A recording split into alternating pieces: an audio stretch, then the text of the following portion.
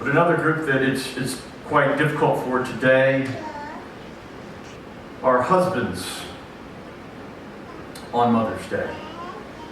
Because you have this obligation to get your wife something, but she's not your mother, you know? And so it's this tricky thing, and so I wanted you to appreciate the struggle that I have had to go through. And I wanted to help Cal out, Brandon, but he wasn't here, so I came across this list of things that as you shop as a husband, you have to think through in terms of the appropriate Mother's Day gift for your wife who is not your mother. And it's just a really, really difficult. So Marcus, maybe, in the future you need to take notes. All right, So here's some guidelines. First of all, don't buy anything that plugs in. Okay, if it requires electricity, it's seen as utilitarian. And that's just not a good thing. So this might be counterintuitive because as guys, we love things that plug in. So, whether it be power tools or perhaps maybe you're thinking this would be that perfect opportunity to buy the big screen TV that both of you have been wanting, right? You think this is it. No, just stop right there. It's resist the urge. Resist the urge. Number 2, don't buy clothing that involves sizes. Okay, this is just not worth the risk. The chances of you getting it right aren't very good, and so you have to be really, really careful here. The consequences are looming large here. So, for example, if you buy a size that's too large, of course, she'll be quite offended. She'll say, "What do you think? I'm a size 16?" If you buy something that's too small, then she'll say, "Well, I haven't been that size since I was, 20," and that's offensive. Number 3, avoid all things useful. All right, this would include any kind of cleaning products, kitchen doodads, anything that you think, oh, that looks really neat. And your thought is, I'm just simply trying to ease her labor. But you see, that's not the right way to think. And especially if it's been advertised on an infomercial, right? And they throw in a whole bunch of extra stuff. So there's a dozen extra gadgets, and it's still only $19.95. And you're thinking to yourself, this is a great bargain if it does what it says. Resist the urge. Resist the urge. Just don't do it, okay? Number 4, don't buy anything that involves weight loss or self-improvement. So, for example, if you think, I'll buy a 6-month membership to the Y. That's a really, that's an effective, that's a practical, that's a thoughtful gift. Well, no, she'll perceive that you think she's overweight. Okay, so just don't do that. And then finally, you have to hit the right price point. This is a real key, okay? Because if you spend too much, she's going to be thinking, well, how are we going to pay for that? Right? And that's going to create stress. And if you spend too little, then she's going to be thinking, well, is that all you think I'm worth? And so there's this balance. And I don't know where that is. It's just a really difficult. So do you feel for us? I mean, husbands of mothers, it's tough. It's really tough. And so please keep us in your prayers. All right. And if you've already blown it to towel, this is next year. Right? This is next year. So. All right. Now, I have to confess that it's slightly uncomfortable to preach on Mother's Day knowing exactly what to say, since, of course, I'm not a mother, and I don't really know what motherhood is about. And there's all these kinds of opportunities to offend and to make people feel guilty, or perhaps to make them mad. And so I'm just going to try and avoid all of that. And so what I want to do this morning is not really talk about mothers, but I want to talk about God and what we can learn about God from mothers. If you follow that, right? So now this might seem strange to you because we often talk about God as Father, right? You think, okay, God is our Father, and we can talk about all kind of Father qualities and so forth. In fact, the image of God as our Father is so ingrained in our thinking that sometimes we forget that it's simply a metaphor, right? And so we begin to imagine God as this kind of paternal grandfather figure with the gray beard. and he's sitting on a cloud somewhere. We're going to visit with him someday.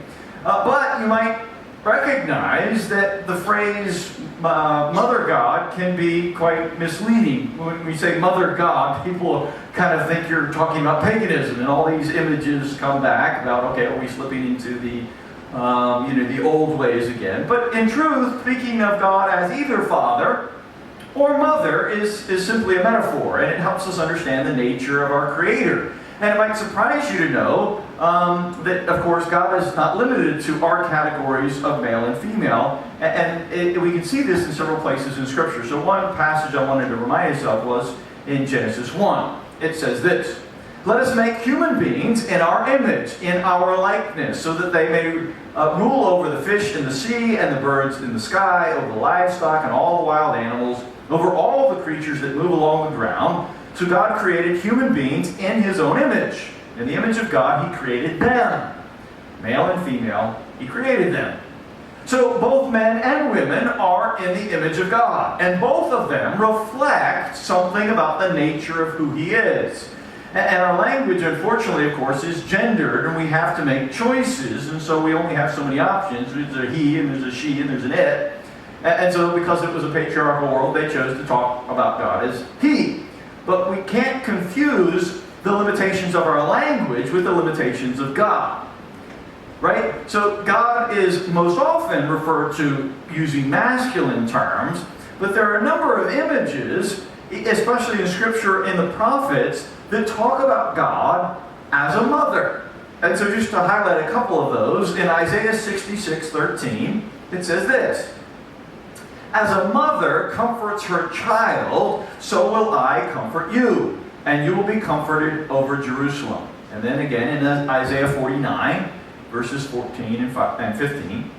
"But Zion said, 'The Lord has forsaken me, the Lord has forgotten me. Can a mother forget the baby at her breast and have no compassion on the child she has born? Though she may forget, I will not forget you.'" So God, in some sense, is both Father and Mother. And He embodies the best qualities of both. So we can catch a glimpse of God in human beings, in flesh and blood, when we look at these kinds of characters. And He's seen in the face, for example, of a mother cradling her infant and her newborn child. We can see God in the mother who's consoling her young son after he's skinned his knees, or consoling her daughter after her heart has just been broken, right? That's God being made visible to us. So this morning I want to talk about different aspects of mother, 4 different aspects of motherhood, and relate them then to God, and help us see how looking at mothers, the best of mothers, can really help us understand God a little bit better. And so I want to just kind of, again, put that caveat in. I know there are bad mothers, and so we're not talking about those mothers. There are those who are irresponsible, there are those who are selfish, and I don't mean to imply that you don't find some of these same characteristics in fathers, the good characteristics we're going to talk about today. But I want us to recognize that the best qualities of human beings, male or female, are reflecting the image of God. And so when we see the best in us, we get a clue, we get a hint of who our God is and what He is like. And so let me talk about these 4 characteristics. Number 1, the longing for children is an interesting thing. So the first facet of motherhood I wanted to think about is this drive within some women, not all women, but many women, at a certain point in their life where they want to have children, and that desire begins to grow. And guys might not be able to tell about this, but I'll give you some clues. So you're walking down the hall in a department store, and slowly you feel yourself being pulled by your wife over toward the infant section. And there is a concentration by your wife on baby clothes, and you don't have a baby. You're thinking, why are we looking at baby clothes? All right, that's a clue.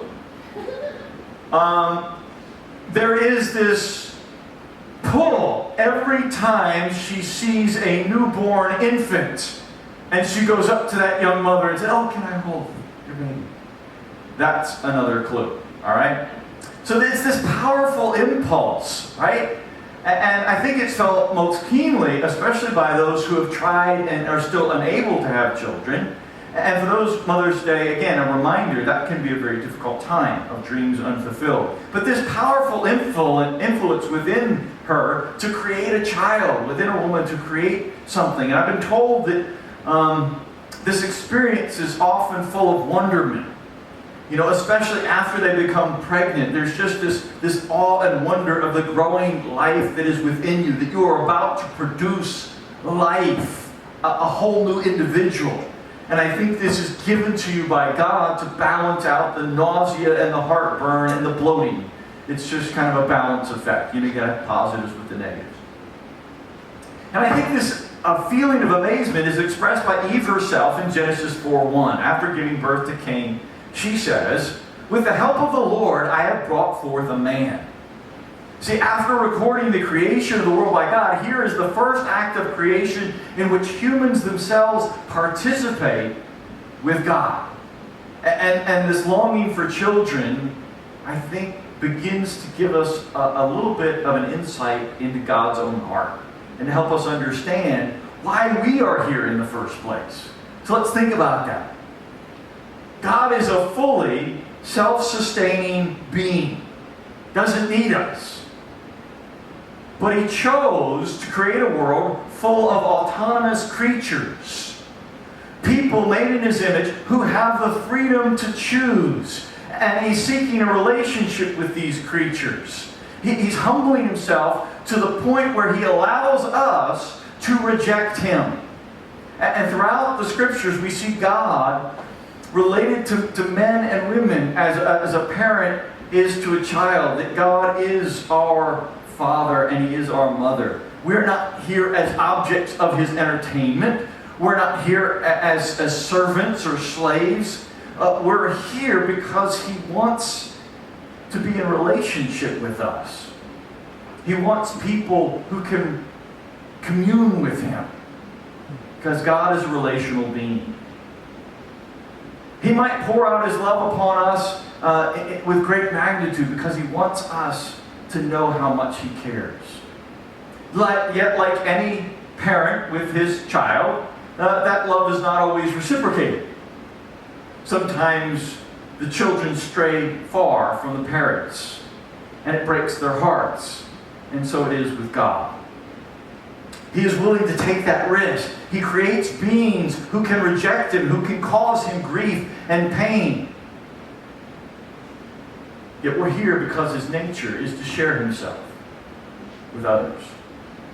Point number 2, a second aspect of motherhood, I think, is this nurturing instinct. It's very, very strong in many mothers. Mothers are constantly providing both physical and emotional support for their children, providing for them and protecting them from dangers, teaching them and training them how to live on their own. And this nurturing often kicks in even before the baby is born, right? While she's still pregnant.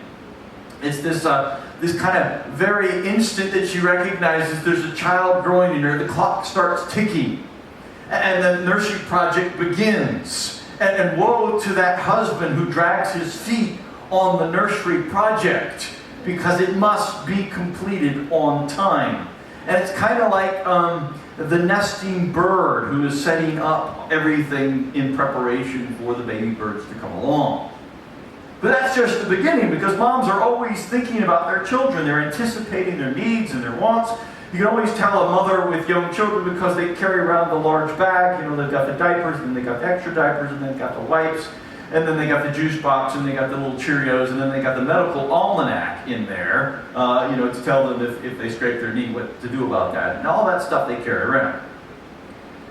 And moms, of course, not only provide for the basic needs of their children, but they create environments for their children to thrive in. They choose activities in which they can grow. And so they take them to parks, and they take them to museums and playgrounds, all the while watching over them, protecting them.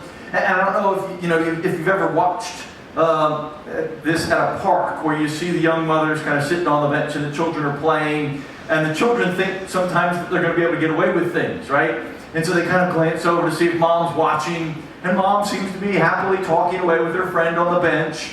And then the child kind of gets into dangerous territory, and they're glancing over to see if mom's checking on her. And no, mom's still talking, but as soon as they get too close to something that's dangerous, mom's right there. It's like, wait, how'd mom see?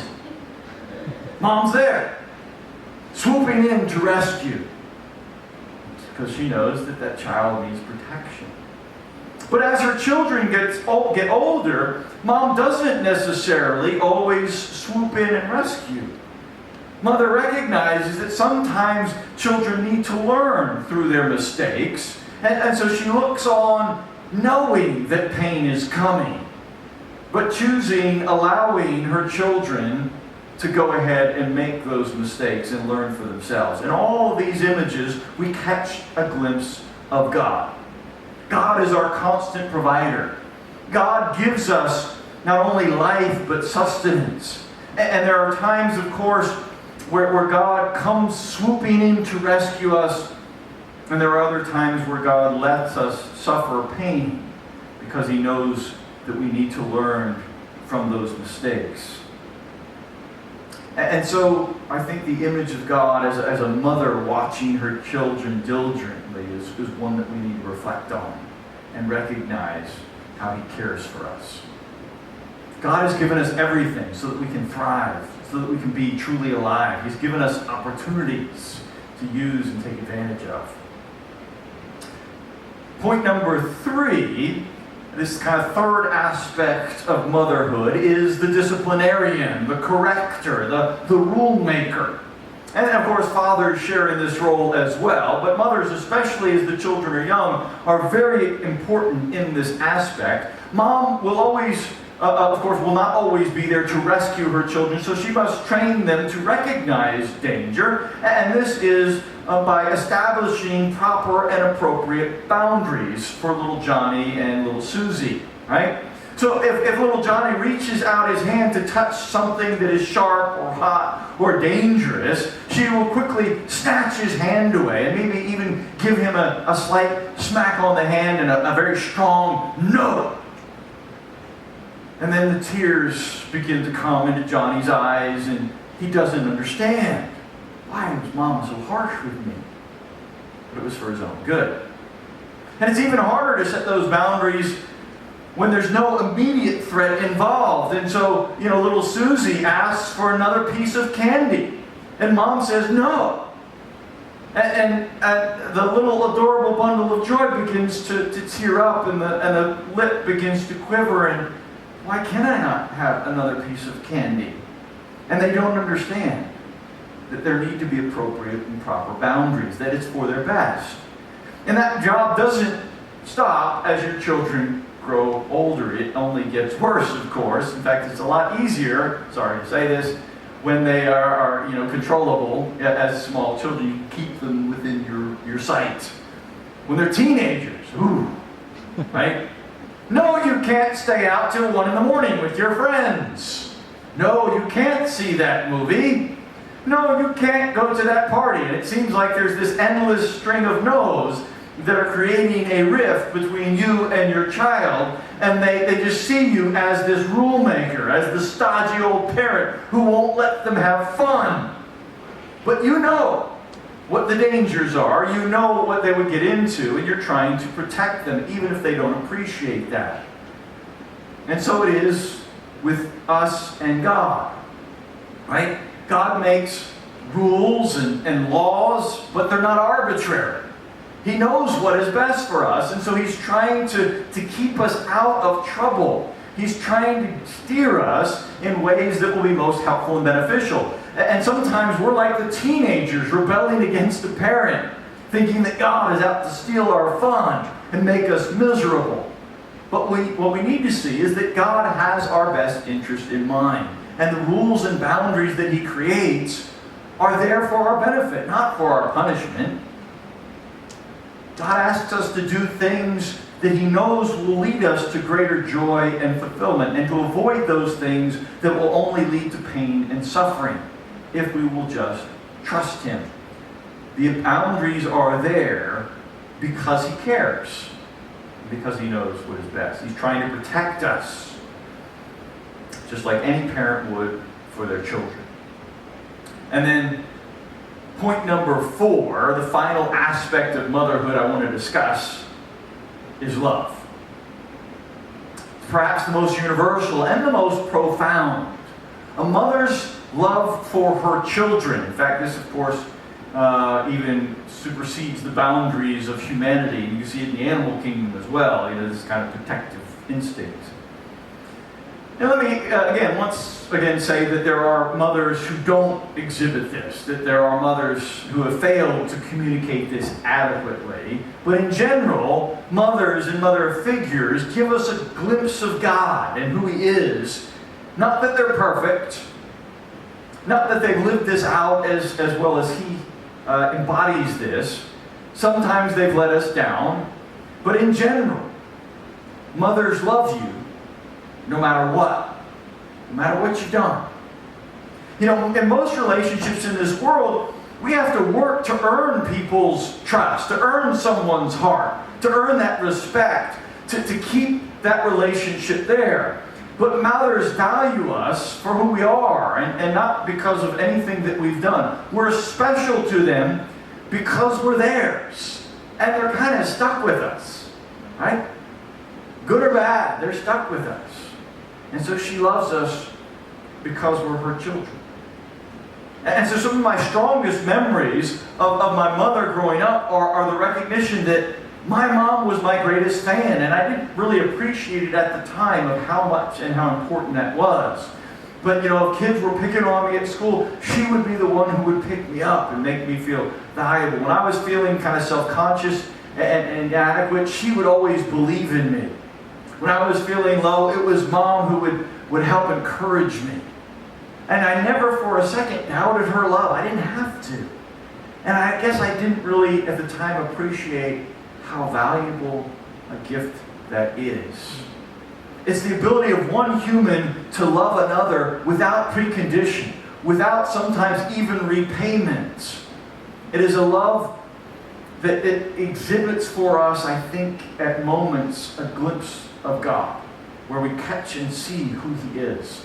For God's love far surpasses that of any earthly mother.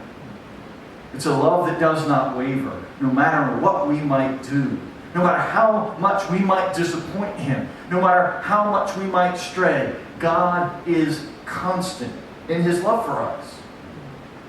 Even in our rebellion, He continues to wait, longing for our return, as we see in the story of the prodigal son. Waiting, looking out the window, watching for us to come home again. Too many have, I think, a view of God as the stern father with switch in hand. Or they feel unworthy of God's love. They say, how can God love me after all I've done to disappoint? But what if we pictured God as a mother holding out her arms for her child with that understanding smile, loving us in spite of what we've done, simply because we are hers, waiting, longing for us to run into her arms. It's in the very best of our mothers that we're afforded this opportunity, I think, to catch a glimpse of God, to see who He truly is, and have a vision of how much He cares for us, how much He truly loves us. And so let me finish with this kind of final encouragement, and I ask the praise team to come back up. And this is basically for mothers and us as parents, those who are currently parents, those who will be parents. One of the things that happens, I know my own experience, often on Father's Day, often on Father's Day, when the preacher is talking about what fathers are meant to be, it often makes me think about how I failed. And I think about, oh great, I didn't do that. Oh, how my children ever survived. And so I think that's sometimes a difficulty. And so I asked, this was a while back, but I asked some women about their own mothers. I said, what are some words that come to mind about your mother? And here are some of the words they use: supportive, stable, example, discerning, motivational, teacher, cook. And then I asked them about their own view of their role as mother. and they said, inconsistent, worried, stressed, inadequate, tired. And I have this vision that probably their own mothers, who they were describing with these wonderful words, felt exactly that same way. That when we see ourselves, we often see our own inadequacies, but when others look at us, especially our children, they see something more. Being a parent is really, really difficult. It's an extremely painful job. But what I want us to recognize, in the process of doing our job as parents, we afford people the opportunity to catch a glimpse of God.